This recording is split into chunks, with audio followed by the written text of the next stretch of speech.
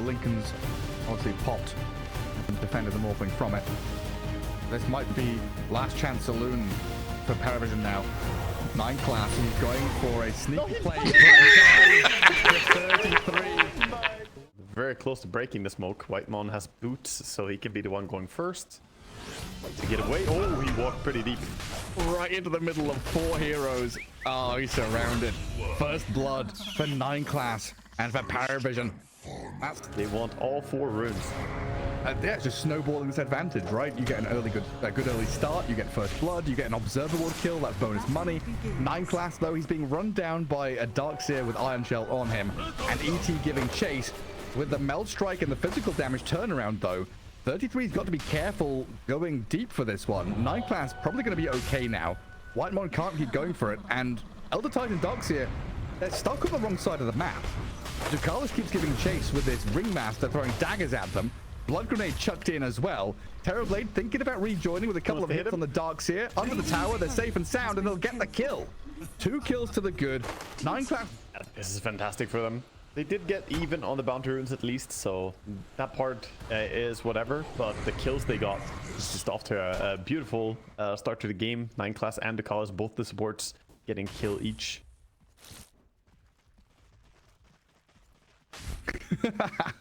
That's a great. Yeah, I think it's harder to cast newcomer stream than mainstream. I'm not gonna lie. Yes, yeah. I agree. Having like we're casting group stage, we cast playoffs, and that's kind of. I don't want to say autopilot, but there is an element of we've done the reps, right?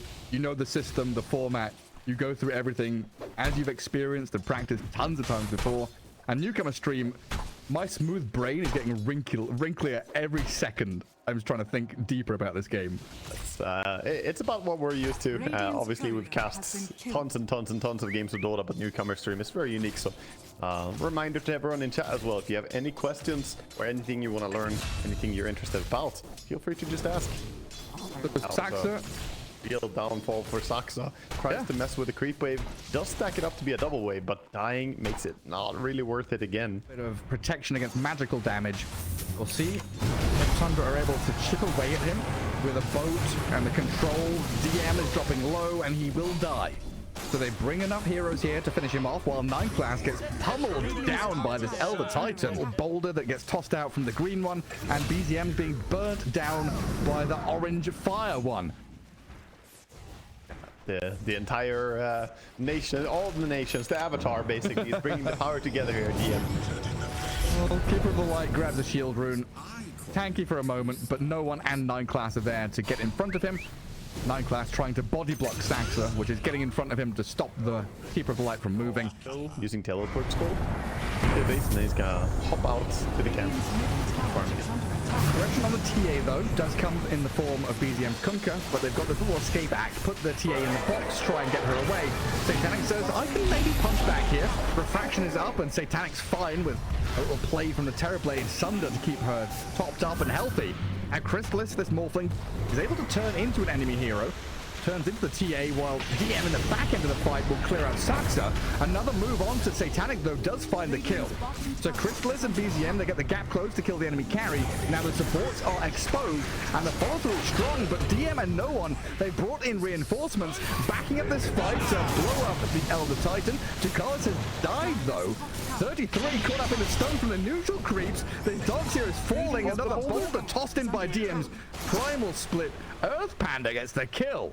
They might be able to finish him off though. Dragonlance, Blink TA, Radiance Brewmaster, Mage Slayer on his Ember Spirit.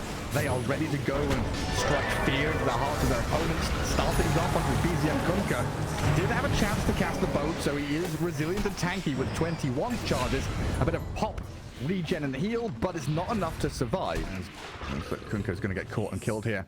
They are Roshing heroes, right? Templar Assassin is a hero who somewhat relies on getting Aegis to assert her dominance in fights.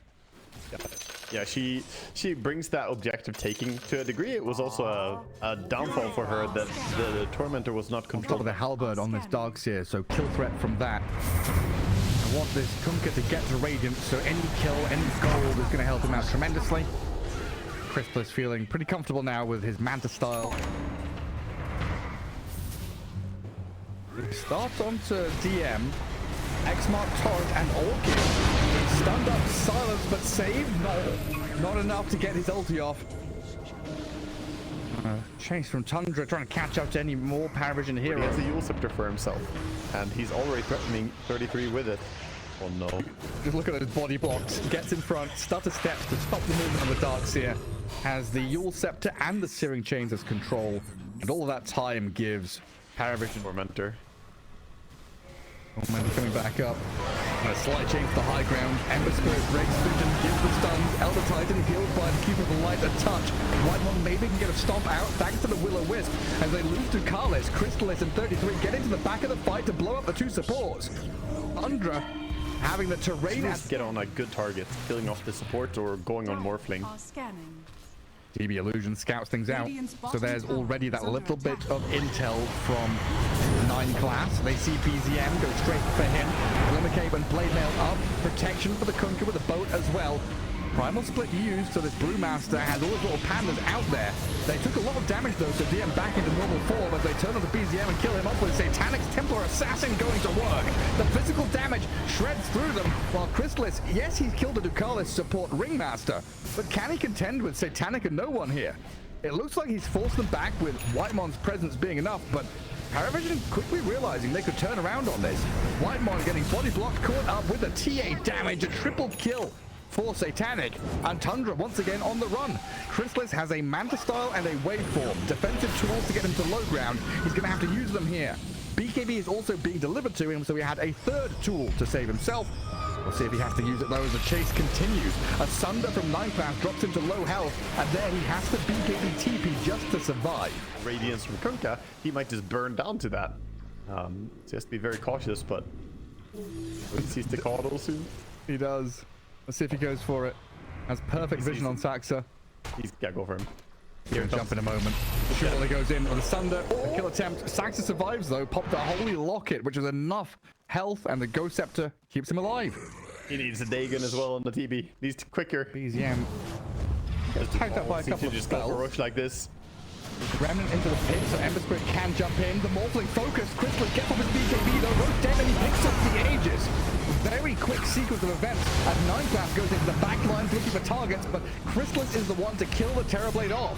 Tundra with a victory so far in this fight, looking for the DM Brewmaster split units. The Fire Panda running off to the far left-hand side, trying to escape, while the Earth Panda down to the south. And they'll give chase onto the Earth one. That's where the main hero resides. Satanic TA thinking about joining this. Gives a little hit to Crystallis, and they don't want to break up the high ground straight away. Being a bit more tentative with the play, going as a pair instead. Still a risky maneuver though into this Wheel of Wonder, and the damage. The TA shreds the Darkseer very quickly with that burst of physical damage. And Tundra, they've gone a step too far. Even with Aegis, they aren't really strong enough to fight with his buyback now out of the TB. Parivision are the ones to kill off the Morphling, and Whitemon follows him into the grave. So when Morphling respawns, there's no BKB, no Manta style. He's used everything defensively to save himself. So when the surrounding move comes in, Parivision, the turn of pace, incredible swing. Now onto BZM, the Clunk is in trouble. A Yule's in the sky, and the dive into that backline onto the portal as well. DM zones the healing hero while the TA does an incredible amount of damage. No one grabs the triple kill and a 5-man wipe. 6 heroes dead, in fact, if you include the Aegis. Puts Parivision in a game-winning situation. Look at no one. That's very bold. Gets into the backline and forces 33 to BKB early on. Diving onto BZM and Saxa, forcing a reaction out of Tundra here. This is an Aegis Morphling who wants to be playing aggressively, but they're being forced to run back and contend with the Ember Spirit. With his BKB going, they kill off the Caudal, and they turn onto BZM's Kunkka now, cracking this fight wide open. BZM with the Satanic has healed himself up, and he's got a refreshing shot to play with too. Another bone, another round of spell, as they turn on the Satanic and slay the beast. The TA and her 10k net worth lead is down, and Tundra, they are closing in on victory with this carry Crystallis Morphling now. DM is back to the high ground, running away with no one, and all the chaos, and likely going to have to buy back to defend. They will have to buy back if they want to stay in the game. They're coming. X-Mark onto the Brewmaster. Amplifiers there. Brew trying to refresh, but DM is hexed. tidal wave back in. DM, he gets off the primal split, barely surviving with his ultimate out. Let's see if he can take anyone down. 33 runs back. They've got a two-man chain on the front line through no one with a Wheel of Wonder, but Crystal is walking it off. They've got Aegis on his Morphling, so a second life available. Kotl, though, has died back. Died, bought back, and died again, so he's gone for 100 seconds.